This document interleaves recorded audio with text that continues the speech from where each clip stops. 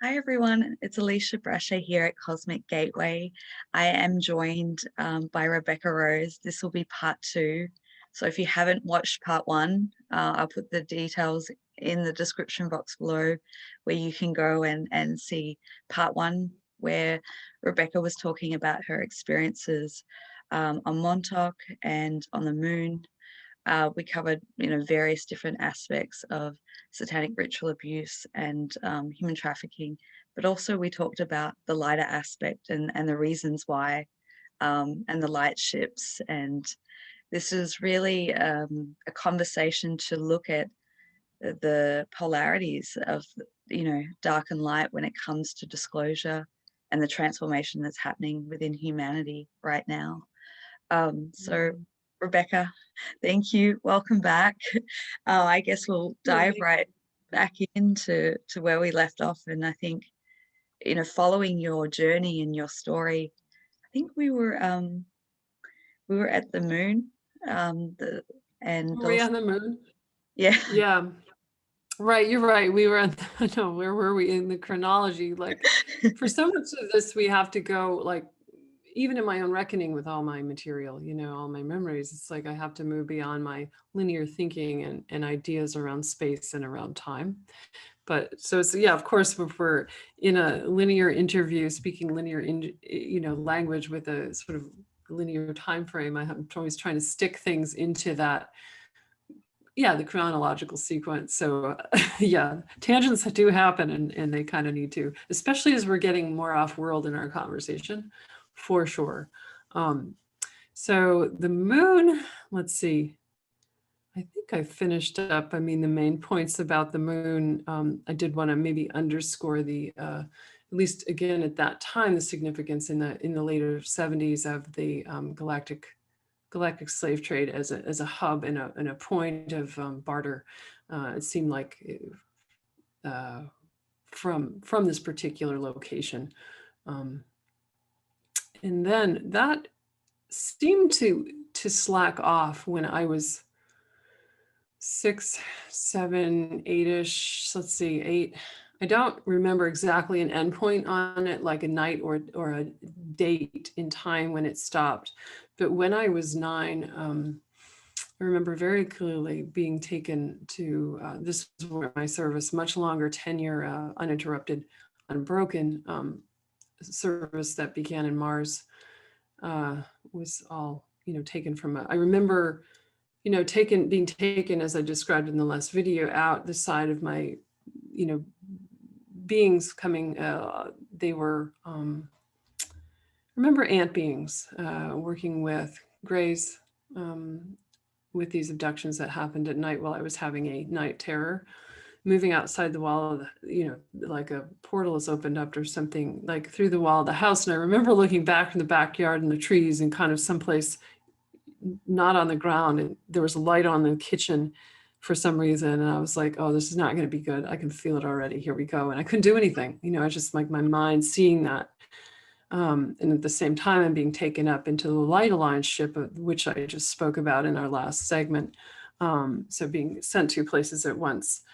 So Mars, let's see, what's the jumping off point for Mars? There's so many. I was there at least 20 years, I think more, but I know for sure 20, it feels like much more because I was also cloned out there and sent into other places. And so time and my memory of time gets pretty weird and very not, well, let's say not so chronological, and especially because clones experience time differently. So you can have a lot of overlapping memories, which belongs to what clone.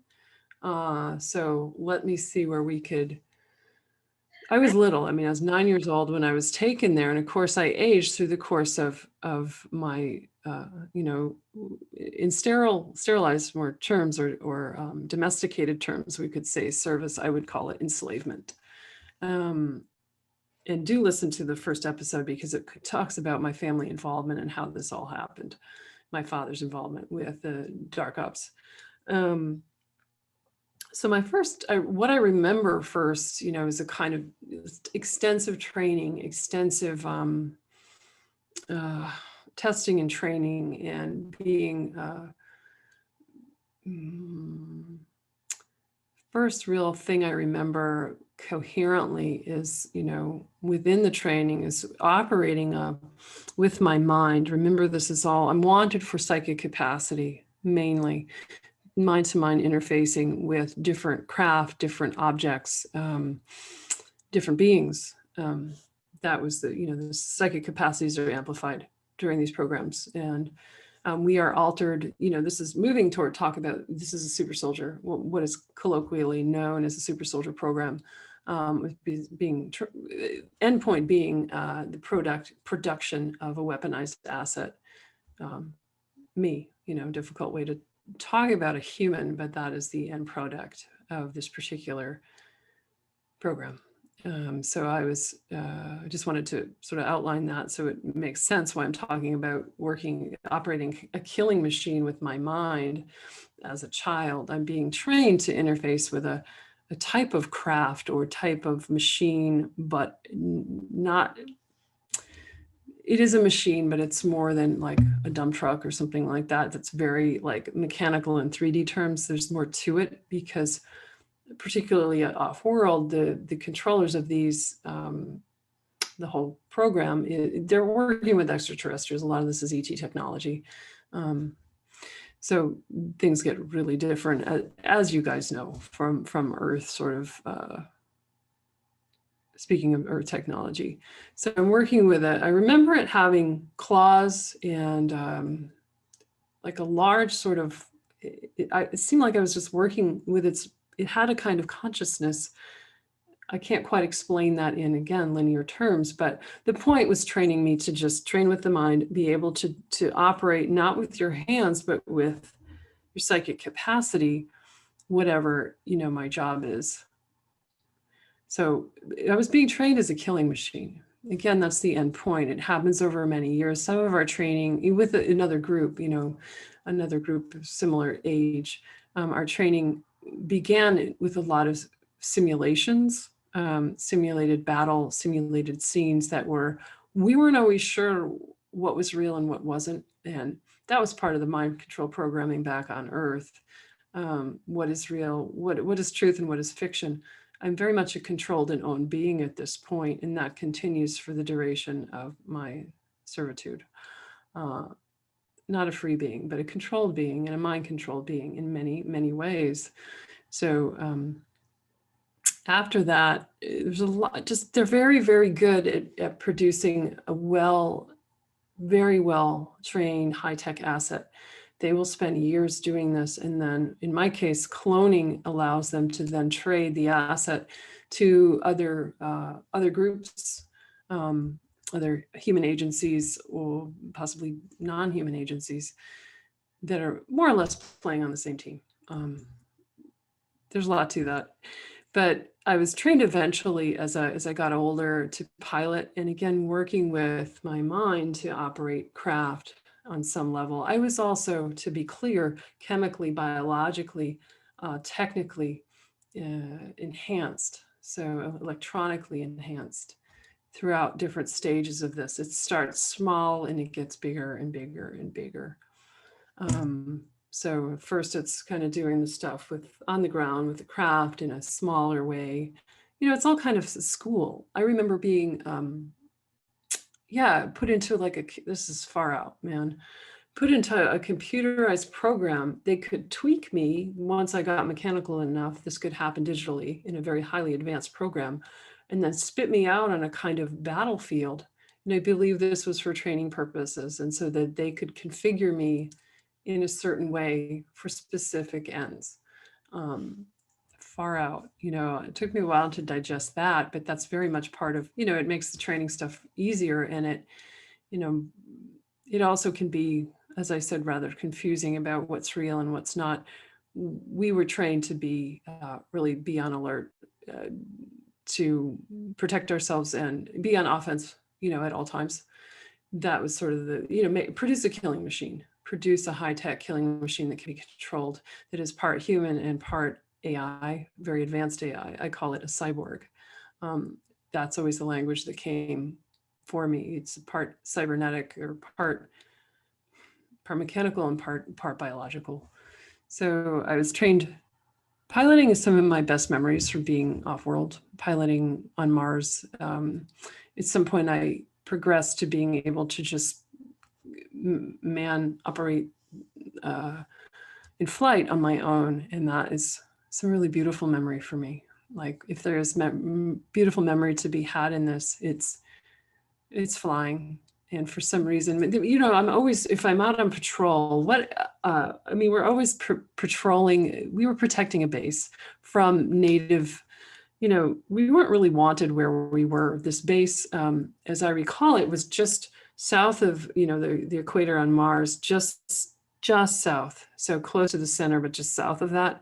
And we were like, I realized this so many years later, we were sitting ducks for the locals who were, I remember a lot of battles with mantids, local mantids, who certainly didn't want us there. They would, it was not made ever clear to us, at least as I recall, how much danger we were kind of in there, even though we were high level trained to fight and to defend and to do offense missions. Wow. So there was these constant battles with mantid beings who would, partially this was happening underground.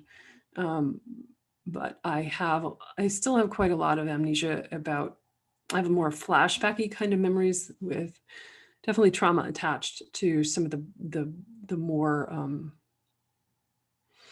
adrenalized memories, because I know that I was also killing beings at times. That was my job. Kill first, ask later. Don't ask any questions. I'm a programmed being. So I have implants in my head. And what I was getting to is that I was, on pilot, even on like recon to see what was going on around the base, I would be tapped into a central command computer. So it wasn't like I had any autonomy or free will. I mean, I was a slave. I will say that over and over. I did not own myself there. So, yeah, I remember the mantid, I would call them like mantid wars that were, these are very real. These are not simulations. And we also had mantids working for us on our team, so to speak. I remember human commanders, but mantid surgeons and technicians, kind of mechanic, they're very, at least the ones that I recall, were very high level. They work with frequency, they work with light, they work with sound. They're masters of all of that, and they are exquisite as surgeons. So, and their technology is used throughout the programs for different kinds of tech that we've gotten from the mantids. I don't know if those are the same mantids that are the native population I'm talking about on Mars, because I feel like there's different groups from different places. So I'm still trying to sort that one out, to be honest. Like, who's who and what's what. Yeah, I've had my own interactions with manta beings. It's been purely benevolent and beautiful and assisting in my journey. But I've also worked, actually, I can probably share this, but I worked with a client of mine, or actually a friend of mine, but was a client at the time, who worked in the police force around child pornography and things like that. And he had a lot of trauma because of that role. And when I was doing clearing on him, there was a lot of mantid beings that were attached to him, but not of the kind that I've had the interaction with. So I have seen the different facets. So yeah. Oh, that's great. Yeah, well, I can corroborate that. Yeah, because for some years, I've had my sidekick Nemo, that is a mantid, upper dimensional. I think it's kind of a karmic. I feel like it's a total karmic thing that he showed up, and also I don't know how this is going to go over, but I have another being I call Bella, and she is an insectoid as well, an ant being. Now, line that up with what I mentioned about the abductions that featured insectoids. It's a pretty interesting equation if we are talking about polarity and and resolution. Yeah, I appreciate you're mentioning that. There are, my first interaction that I had was with, that I consciously, knew about, was with Nemo in Benevolence. I didn't really remember all the mantid experiences when he was first coming in, all the mantid things I'm talking about, which were not so benevolent. So yeah, I mean, the Mars memories span so many years and so many different levels of training and like augmentation. I remember mantas working on me at different points and waking up and having two of them, one on either side. Like, I remember this, it's almost comical. Like they were both looking at me like, oh my God, did we fuck it up? Like what just happened in surgery? I don't know, but they seemed a bit worried that I wasn't going to be okay. Anyway, I remember, gosh, I remember so many things. Eventually I was trained as a foot, we could call it a foot soldier, but it was a highly, again, the full-on weaponized asset that could be on land or in the sky or whatever. That was also, cyborg clone. Be clear, this is, the cyborg aspect is really important, and also the infinite clones that they, not infinite, but they can clone, make quite a few clones and quite a bit of trading profit off of that. And of course, use it as a high level creature. At some point I just felt like a creature. Isn't that a weird memory to have? I mean, what am I? Am I human? Am I AI? What am I? I remember being killed by, there was a giant spider. I and my about, I think 6 or 7 of us were out. It seemed like we were quite a ways from base, and we would be patrolling a lot at a certain point, the base being kind of fragile and delicate defense force. And we were suddenly approached by a very large spider. To me, in my memory, it was like as big as a house. I mean, it was huge and very powerful and not happy with us. And those guys had a kind of, to me, I called it vaporizing technology. It seemed like they just vaporized. They had a way to do this. It was inbuilt inside of our equipment, equipment being part of our body at times. But it might've been a cloaking technology. I ended up getting hit with a directed energy weapon from its consciousness. And I was dying. I had been fried internally. My circuits were like kaput. But I remember my consciousness being confused about like where to go. I didn't know what I was or where I was supposed to migrate to at that point, because I knew I was going out, expired. It's very strange feeling, and a kind of a sad feeling there of,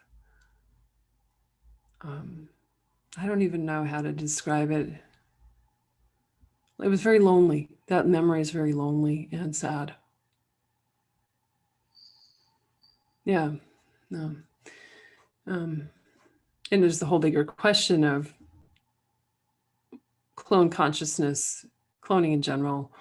A lot of questions right around there. I don't know for sure that all my clones have finished what they were doing where they were sent, to be quite honest.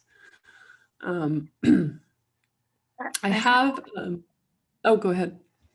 I do have a question around that, or two. Yeah. Sort of, how many clones can they create from a host? Is there a limitation to that? And like, I know I've heard you speak about this in other interviews of how that process happens from the etheric template.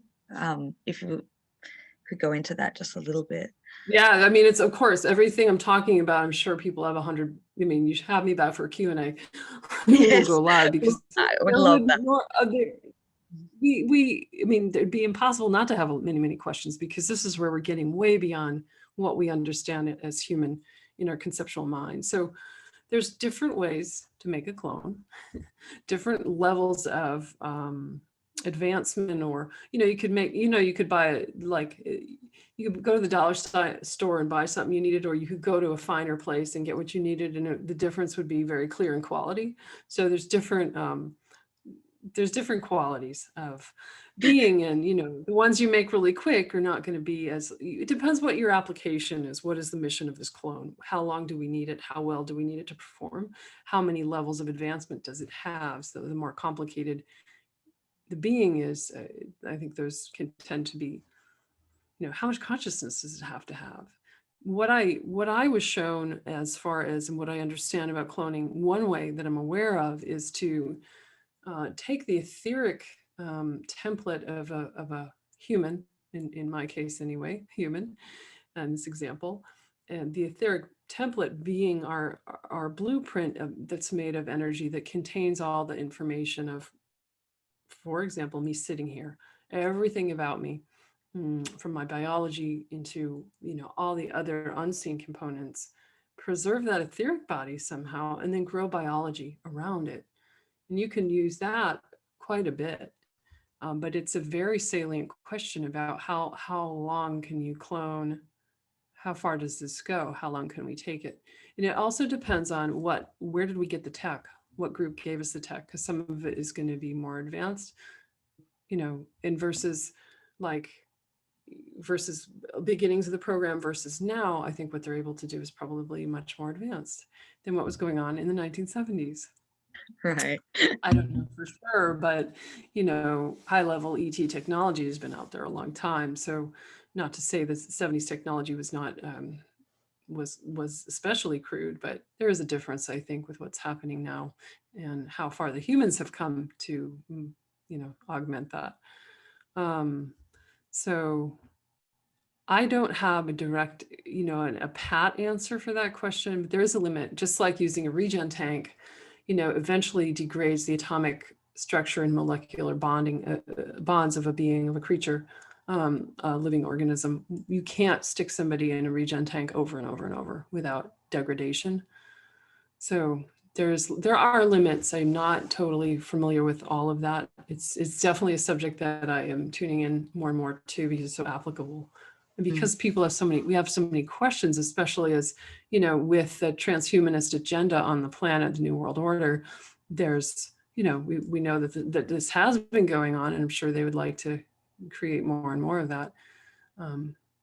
Cloning and AI as the future of humanity. I remember on Mars, this is going to take us out into some unique territory here. I remember we were kind of set up by our commanders with an infiltration of super soldiers from the future to see what we would do. How long would it take us to notice that they weren't quite like us, and they were trying to take us into a very,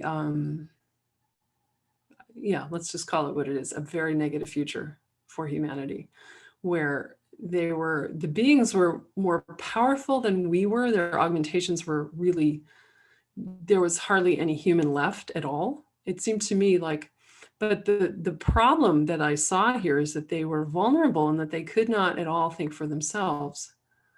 They were defeatable because of that. That was their weakness in battle. They couldn't think outside the box. So kind of a side note to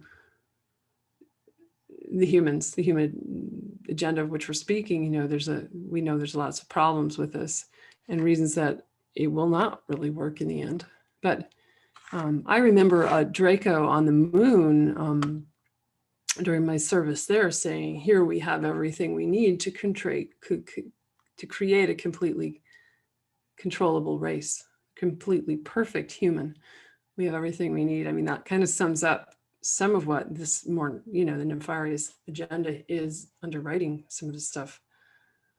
And I guess that ties it into the bigger picture, because I guess I believe that I understand, but for some people who may not watching this is like, what is the purpose in all this? Mm-hmm. Yeah. Yeah. What is the purpose? Yeah.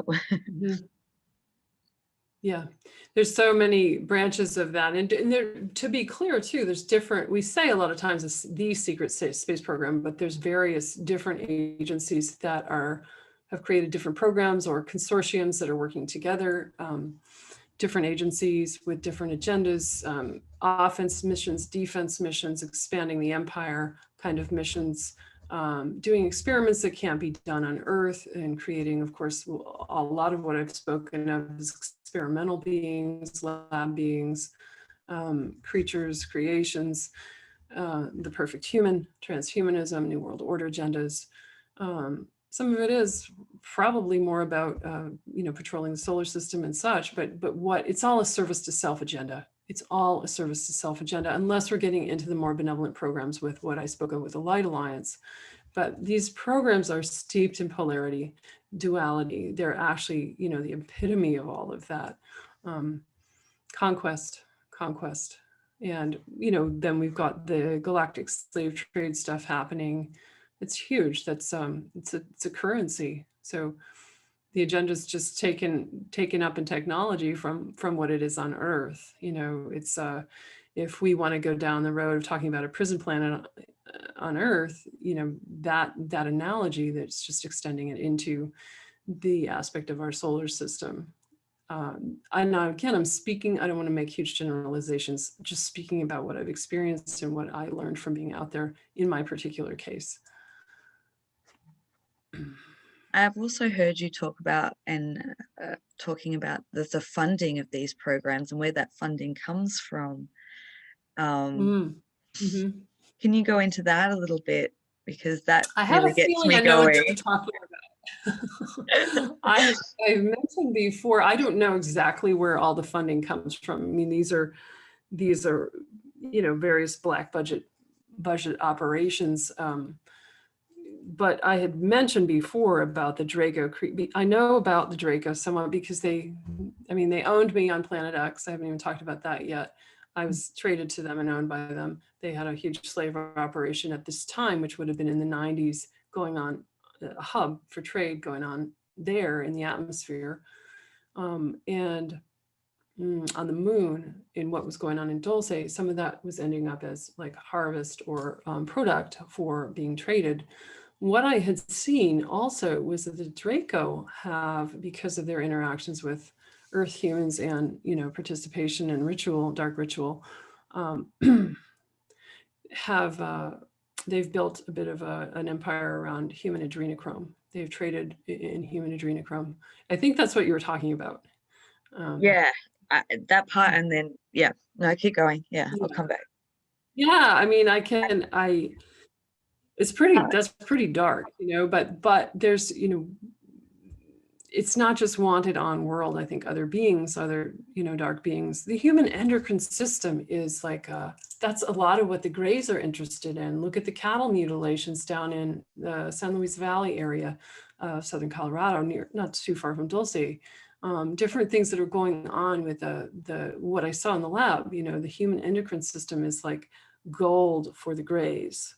And I suspect other beings, there's our glandular and hormonal system, the secretions there are like an elixir for certain species. I don't claim to be an expert on really anything or that, but I do have learned some things about that. So, we can break it down to why are humans using the long story of adrenochrome throughout history. It's secretions from the glandular system.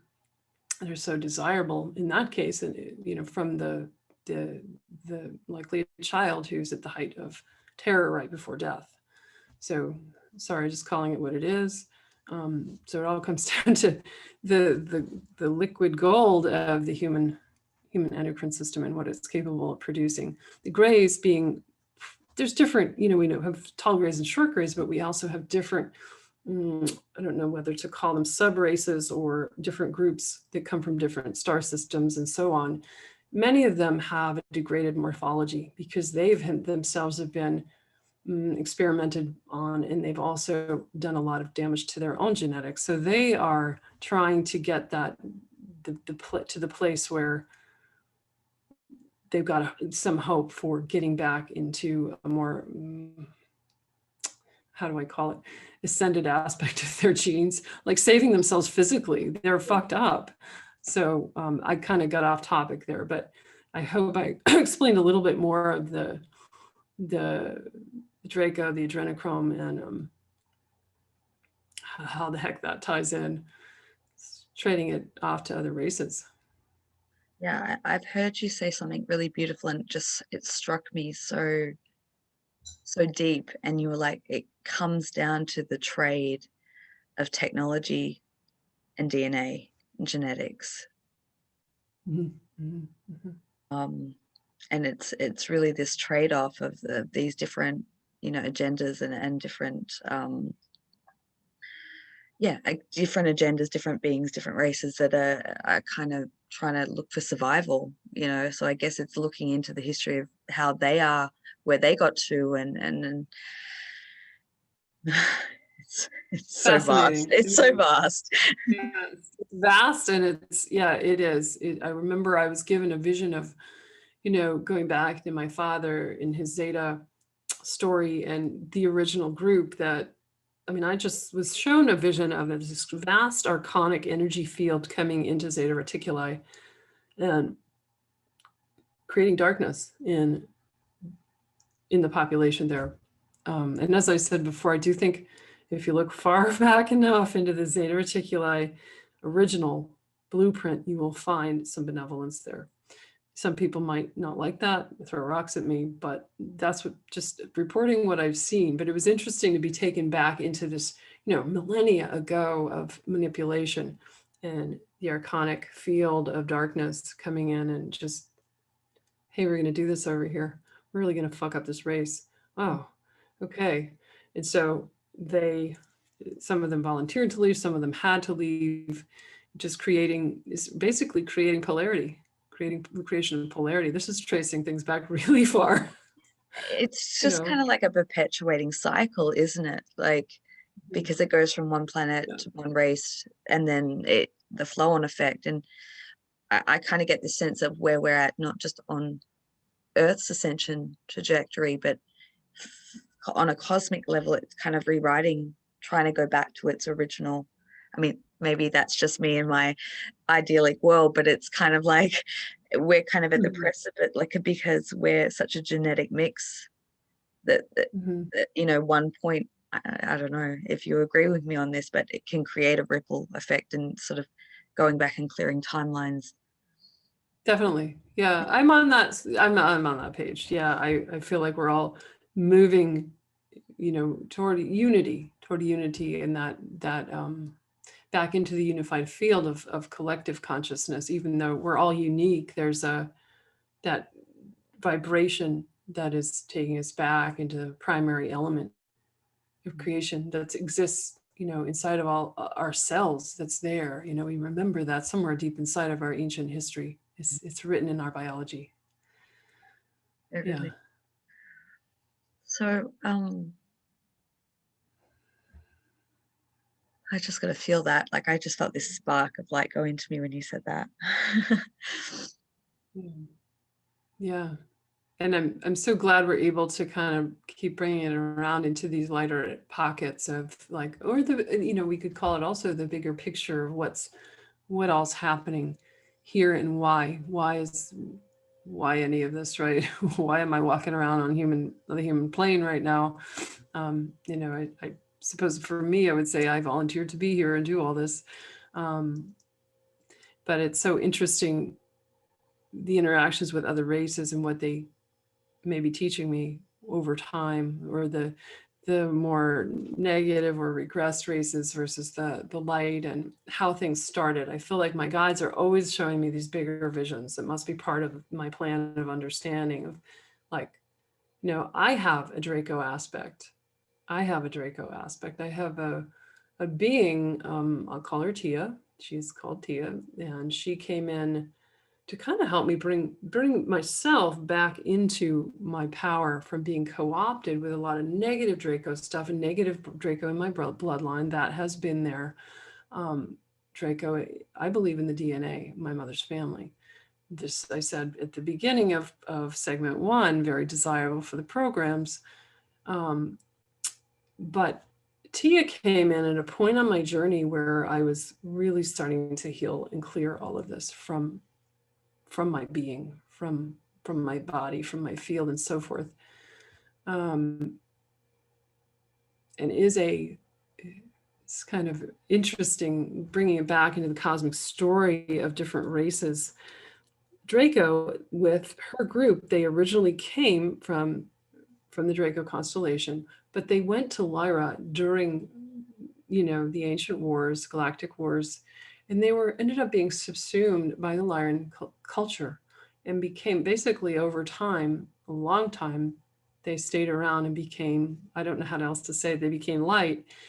And as she and her family came into me, and I do that thing that I spoke of before, I become that body. Sometimes in meditation, I can feel her kind of, she's white, she has wings, but this sapphire glow, sapphire light around her. They all are white, but they have different kinds of sort of opalescent light colors, pastel colors around them that differentiate one from the other. I was told that I changed my DNA somehow in my journey. So bringing somehow this DNA back into me where there had been this massive dark corruption with the dark-seated energy from what we could trace back to a similar gene. I thought that was pretty fascinating. I've just got the most clear image as you were saying that. I was seeing the DNA strands in like a dull, sort of darkish gray, black color, and it was being rewired in this like pearlescent white frequency. Oh my Yeah. that just clicks so many things in my head right now. Sorry. Great. I know I think it took me a little time to talk about her because we know, I mean, the Draco have made an awful name for all reptilians on all levels in our solar system and beyond. Not been good. So, and it took me a while when she first started coming in. I was like, what is this? Are you here to control me? Get out. I was very like, no, I'm not having this. I know what this is about, like, but she's her energy is so equanimous and so stable and steady and it's helped me stabilize my power center and just come into over and over its stability and its equanimity. It's like, this is such ancient energy.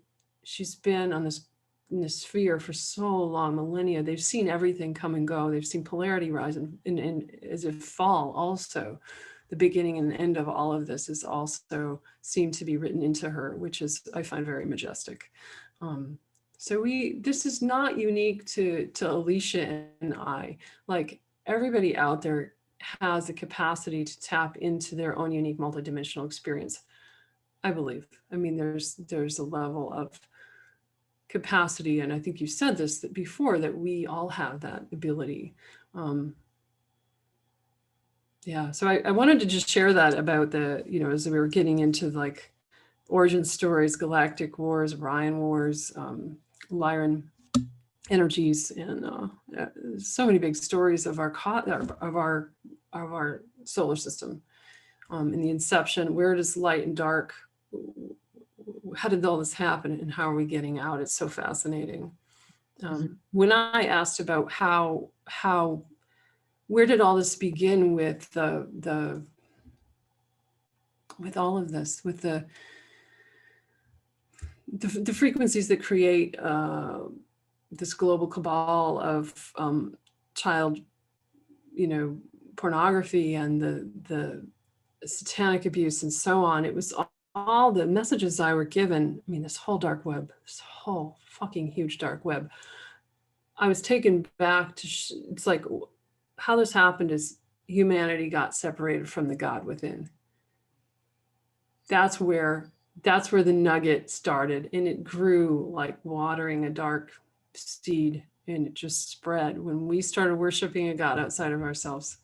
And I think that's the medicine that's going to bring us back in, is coming back to that. I know you know this. So No, it just a reminder. making me a bit emotional. Yeah. Yeah. Because it's I think for those of us, and there's many of us, I agree, with you, and I think that the energies on this planet at this time right now is making it so much more easier for people to tap into the soul memory and the multidimensional aspects. Mhm. And I think for some of us, as we start to come into that remembrance and that soul memory, like it's it's overwhelming to go and witness a lot of that, and then to be at this precipice right now, to see it unraveling in a very tangible way, and knowing what's Mhm. possible, you know. Yeah. Yeah. Yeah. Thank you. Mm. Yeah. So I would like to, there's three more things that I would like you to share, if you will. Um, Planet X, Mhm. you tapped into Inner Earth, and I know I've had a lot of journeying there. So I'd love to hear about anything that you want to share about that, and also what you share about your counterpart, Mhm. Karen, is it? It's here. Yeah. Yeah. Karen, Yeah. um, and and what he's bringing to you. They're the three things that I. Okay. Where are we going to go first? Maybe we'll wrap up with the SSP, directly XSP stuff with Planet X. Let me go into that. Oh, but there's so many more Mars stories to tell. Okay, well, You can go wherever you want. no, no. Someday I have to tell about the native Mars people that I ended up with, the native Martians that kind of took me in. But anyway, the Planet X, eventually at the far end of my training and service, I'm with Mars Defense. I was sold to the Draco and was then working out on the atmosphere around Planet X, which is, to be clear, this is not Nibiru. As far as I know, this was what our scientific limits call the hypothetical ninth planet in just the Kuiper Belt. It's well beyond Pluto, so it's very far out. Like if you were to like drive a craft there, it would take you years to get there. I mean, it's unfathomable to my human mind, like the scope of how far that is. And that's just our solar system, man. Think about the galaxy and then like billions of galaxies. I love that vision. But let me go back to the story. I was working as a pilot, as a you could say a base protector in the atmosphere. And I don't have recollection of actually being on surface of the planet. What I remember most is being on patrol. In a very high level. This was not human built. This was absolutely Draco technology, very high level craft. And we'd all be out in the atmosphere, and then at the end of our shift, coming back to a black Draco mothership, and flying in, a little hatch at the bottom, boom, into it. But we were protecting Draco assets, which at that time were, as I think I said before, a galactic slave trade hub there. And also the Draco were controlling like a vortex, an energy vortex or a gate, like Stargate kind of thing at the center of the planet, within the planet.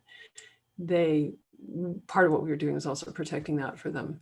And, Stargates get fought over. If we go back into what I said about Dulce, I think in the last segment, it was originally a light portal, it was a portal energy that can be used by light or dark forces. Right.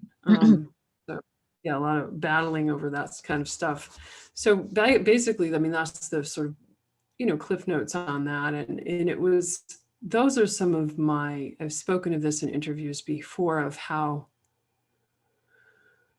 beautiful some of my memories, like I have a lot of really shitty memories of all of this, as you could imagine. But there's moments of piloting out there alone in that atmosphere that are some of the most beautiful of my life. But that is also, I have to kind of put the circumstances of what I'm doing there aside just taking in where I am and what I'm seeing, and the energy of being there is so, it's really quite beyond words. I mean, it's so beautiful, that epic sort of perspective on humanity and the cosmos, and this beautiful, I can't say it's absolutely still, but the stillness of my being, this quiescence and this relative sense of peace. And at that time too, all my augmentations, everything, all the really nasty stuff has kind of been done. I know I was, again, I said previously that I had blocked out a lot of memories of battle because I know I was fighting benevolence. And that's true here too. Like, I'm still trying to get back the coherent memories, more than just flashbacks of the actual battle scenes. I have a lot of more peaceful memories of just being out alone. You know, of course, I'm tethered through, technology back to the mothership. It's not like I'm ever going to take off in my really sleek craft and just go like joyride out of the solar system. It's probably not going to work that way.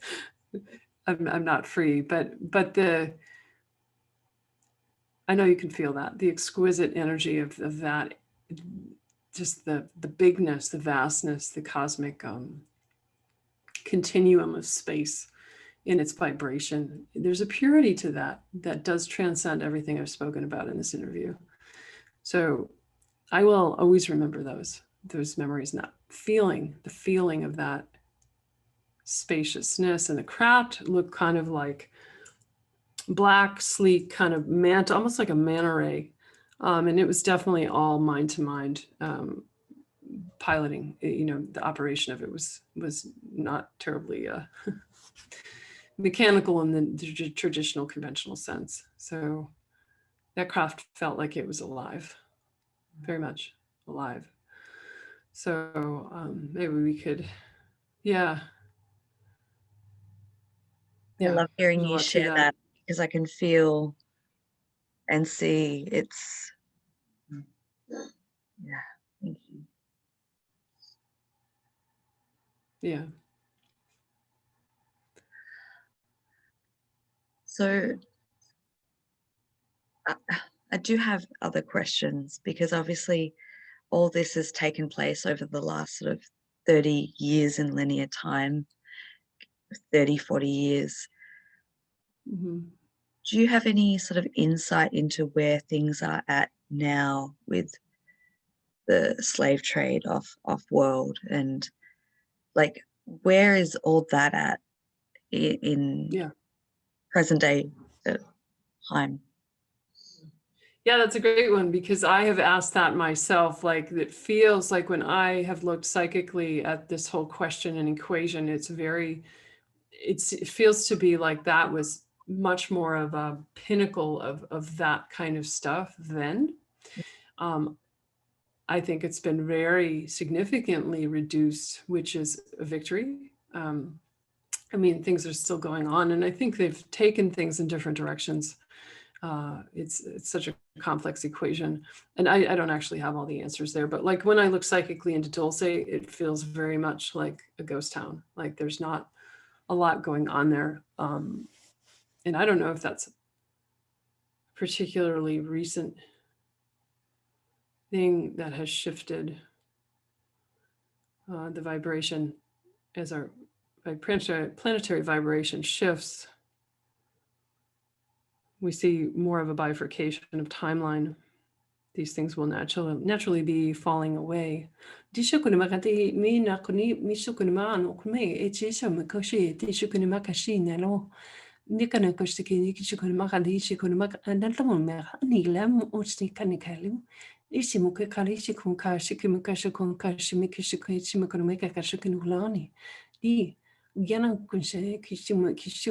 understand that a lot of light has been brought to all of these things that you've discussed since then. The darkness has found different ways, different means to morph itself in more subtle ways into different corners of the worlds. You must remember that things are changing, and for the better. Many Light Alliance missions, so many of you know, have been successful.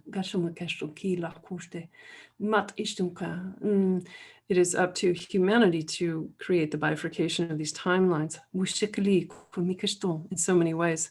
It is up to, it is, of course, up to what happens inside of us. So that was more of a spiritual answer maybe to your inquiry, but I could have just said things have changed. It's better. It's better. That was beautiful. That was so perfect. Thank you for that. Yeah. Yeah. And that, by the way, as we're talking about galactic self aspects, that definitely comes from I have different galactic languages, and I perceive them all to be really speaking from myself as a galactic, maybe tuning in with different frequencies and different beings, but it's all through my galactic selves, many selves, many selves in a good way. Mm-hmm. Mm-hmm. So, yeah. Is there any more that you wish to share? I feel like a lot of that story has come full circle in what you just said, but I certainly don't want to prematurely, I think that there's more. And I think the suggestion that you had before about bringing you back and doing, if you're up for that, to do a Q&A, I think that would be a magnificent way for people to have answers to questions this might bring. For sure. I mean, like I said, I don't feel like I'm an expert on anything. Sometimes I feel like I don't know a damn thing, but I can do my best. I'll always do my best. We just did a drive-by on so many things, but we did touch a lot of deep, like big, broad themes here, which I think are the takeaway when we look at this stuff. I mean, for me, that's the deeper story of humanity in this galaxy is maybe what intrigues me the most. And I always feel, maybe I said this in the last segment too, is like my story is, it's not just about me, it's about our collective, and it's about humanity. If I've experienced this, then really everyone has. If you've experienced something, then we all share a certain amount of frequency from the vantage point of unity. And if we look at the clearing of the collective shadow, this is all part of that. So that maybe is worth reiterating as we begin to close and wind down here. Yeah. They said, and I think that it's, I often say that it's through the individual experience of connecting and healing that we shift the collective. And so it doesn't matter, well, it's individual and it's relative, your own storyline and dialogue and experience.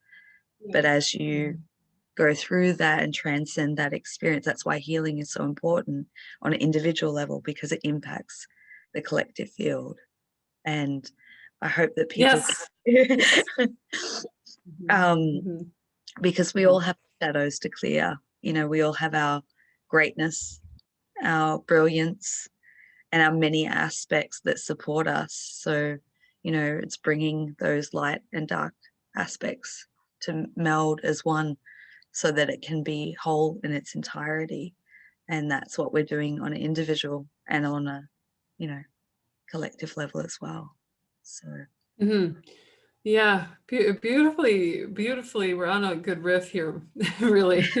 Yeah, and I do want to share that if you've got people in your audience who are kind of dancing around the edge, of their own anomalous trauma and maybe work in some of these programs, in the fear, I know the fear and the confusion around it can keep us from diving in deeper. We might not feel ready, but I would say this information and coming into all of this, which is totally, it's crazy stuff. It's a lot of cognitive dissonance as I came into kind of trying to integrate this, and still, I'm the crazy lady who gets on live and talks about going to Mars. Oh, great. And I was cloned, and they basically made me into a robot. And it sounds nuts, but the point I want to make is that it's changed my life and gotten me my power back and my voice back and so much healing. I never knew that. I never knew that would happen. So actually, if you've had experiences like this, that is the golden seed and the key to open the door to your well-being. It's funny how it works that way. We tend to want to keep, particularly if it's traumatic, for me, I put it in a vault in the basement of my psyche, kept it under lock and key for decades. And my life wasn't good. Now I'm really hitting a peak here. I'm really going places because I decided, or maybe I think it was just decided for me. I probably came to the table of all this kicking and screaming, but it's really helped heal my life, ironically. So I want to encourage people to, in some small way, to kind of turn toward their experiences rather than away from them. And it is a gentle process. To be gentle and compassionate in your personal process is very important, and to respect the resistance, respect the journey that you've made to get wherever you are, but do endeavor to look deeper into your experiences. Beautifully said. It's so encouraging and so heartfelt to give people that gentle nudge that it's okay, and that will lead, to profound transformation. And whatever your motivation is, whether it's for a collective level, whether it's for a personal level, whether it's for, you know, to better your family life or your loved ones, I always say, whatever drives you, it doesn't matter what that is, but ultimately you do it for yourself and you do it for those around you. And you're such an inspiration for that, because I understand through having my own unique journey and experience how incredibly hard it is to speak publicly, about these things that seem so crazy and out there to the average person. But the more, we gain our confidence, but our voice, to do that with authenticity, it really gives people that encouragement to do it for them. And I look for a world where everyone has the opportunity to share their truth and their story, no matter how crazy it may seem, and we can be in a world of acceptance for the individual's journey and learn from that rather than judging that. So yeah, beautiful. Woo. Thank Rebecca, you. thank you so much for this experience. It's really been transformative conversation, and I hope that everyone has taken something away from that. Of course, if you're, no matter where you're on in your healing journey, we all need support. So I highly recommend to connect with Rebecca if you feel guided to, and all the details will be in the description box below. And just thank everyone for watching, and just honoring and thanking you for everything that you've done in your journey, and to share it here today. Yeah, thank you. Thank you everyone. Until next time. So if you do have questions, if this has brought up stuff for you and you would like us to go into more specific details, you can put them in the comment section or contact me directly, and hopefully we can find and land a time for Rebecca to come back and we can go through that. So thank you everyone, and until next time, sending everyone much love. Bye.